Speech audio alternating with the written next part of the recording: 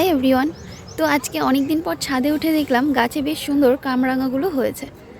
কামরাঙা হয়েছে, তবে এই কামরাঙাগুলো কিছুতে মনে হয় কামড়েছে, পোকায় খেয়ে নিয়েছে, পিঁপড়াতে খেয়ে নিয়েছে।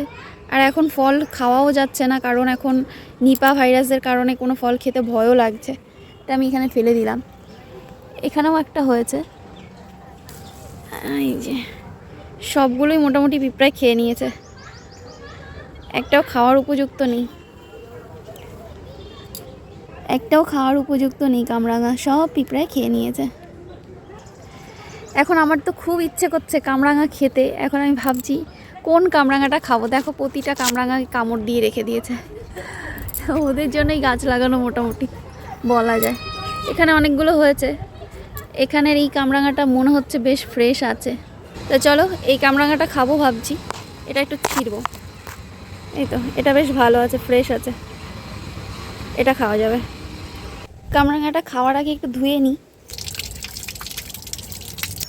চলো তাহলে আগে কামরাঙাটা খেয়ে দেখি কেমন টক না মিষ্টি।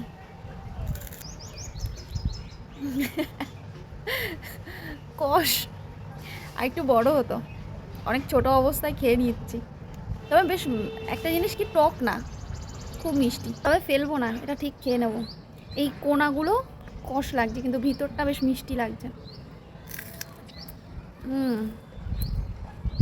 বেশ ভালো লাগছে খেতে। তো চলো টাটা।